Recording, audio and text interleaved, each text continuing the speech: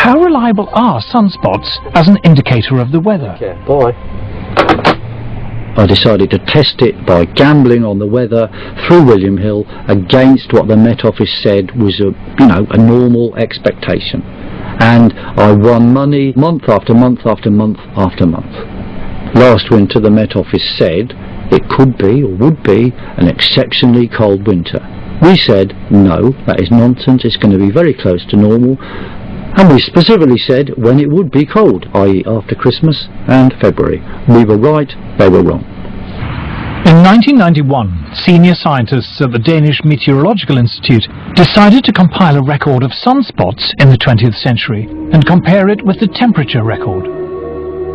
What they found was an incredibly close correlation between what the sun was doing and changes in temperature on Earth.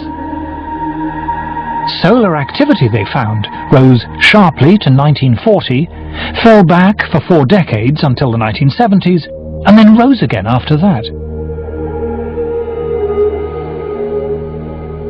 When we saw this correlation between the temperature and solar activity or sunspot cycle lengths, then people said to us, okay, it can be just a coincidence.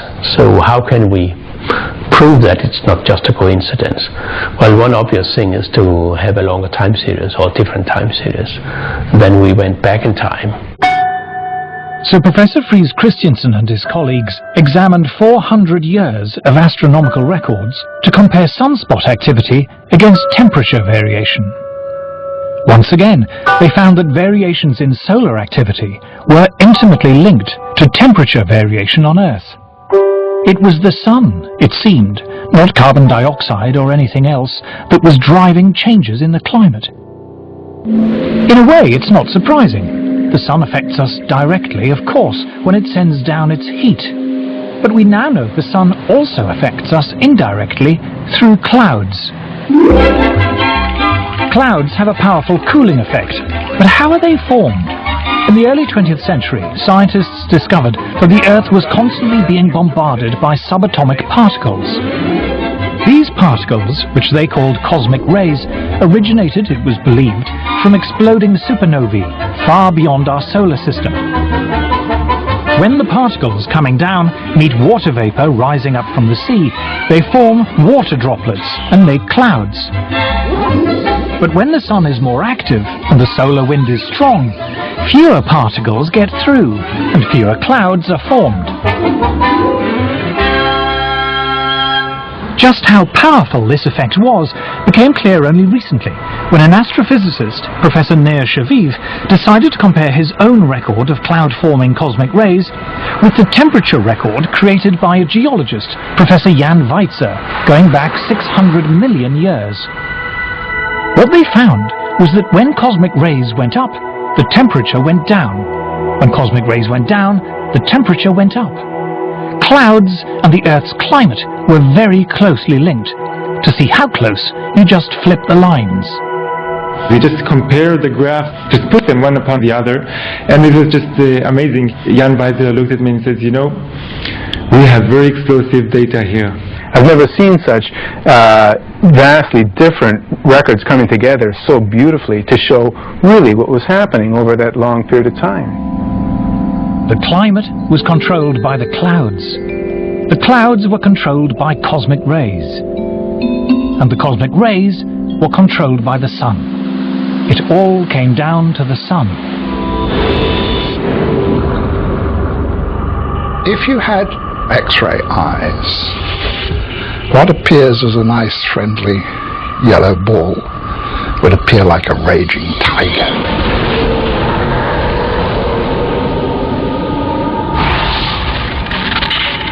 The sun is an incredibly violent beast, and it's throwing out great explosions and puffs of gas, an endless solar wind that's forever rushing past the Earth.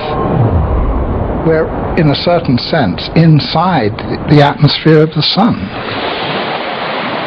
The intensity of its magnetic field more than doubled during the 20th century. In 2005, astrophysicists from Harvard University published the following graph in the official journal of the American Geophysical Union. The blue line represents temperature change in the Arctic over the past 100 years. And here is the rise in carbon dioxide over the same period. The two are not obviously connected, but now look again at the temperature record, and at this red line, which depicts variations in solar activity over the past century as recorded independently by scientists from NASA and America's National Oceanic and Atmospheric Administration. Solar activity over the last 100 years, over the last several hundred years, correlates very nicely on a decadal basis with sea ice and Arctic temperatures. To the Harvard astrophysicists and many other scientists, the conclusion is inescapable. The sun is driving climate change. CO2 is irrelevant. But why, if this is so, are we bombarded day after day with news items about man-made global warming? Why do so many people in the media and elsewhere regard it as an undisputed fact? To understand the power of global warming theory, we must tell the story of how it came about.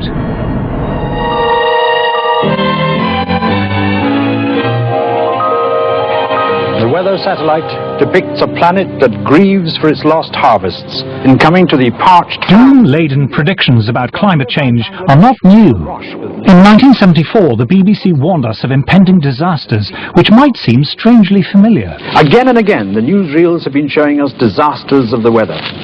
The American Midwest suffered its worst drought since the 1930s, and tornadoes were on the rampage. And what was going to be the cause of these disasters?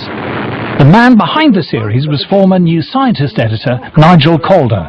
In the weather machine, we reported the mainstream opinion of the time, which was global cooling and the threat of a new ice age. Nature's ice dwarfs us.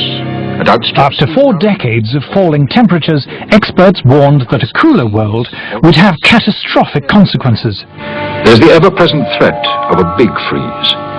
Will a new ice age claim our lands and bury our northern cities? But amid the doom and gloom, there was one voice of hope. A Swedish scientist called Bert Bolin tentatively suggested that man-made carbon dioxide might help to warm the world, although he wasn't sure. And there is a lot of oil, and there are vast amounts of coal left. And we seem to be burning it with an ever-increasing rate. And if we go on doing this, in about 50 years' time, the climate may be a few degrees warmer than today. We just don't know.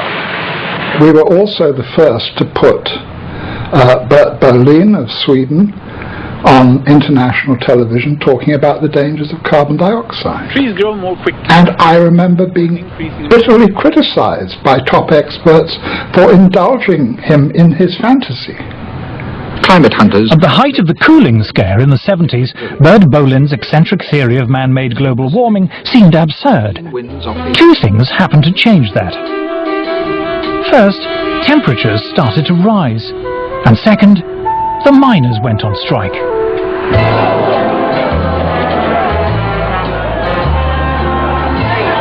To Margaret Thatcher, energy was a political problem.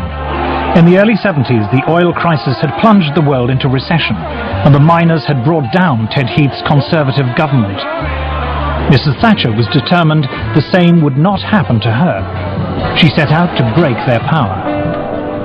What we have seen in this country is the emergence of an organized revolutionary minority who are prepared to exploit industrial disputes, but whose real aim is the breakdown of law and order and the destruction of democratic parliamentary government. The politicization of this subject started with Margaret Thatcher. She was very concerned always, I remember when I was Secretary of State for Energy, to promote nuclear power.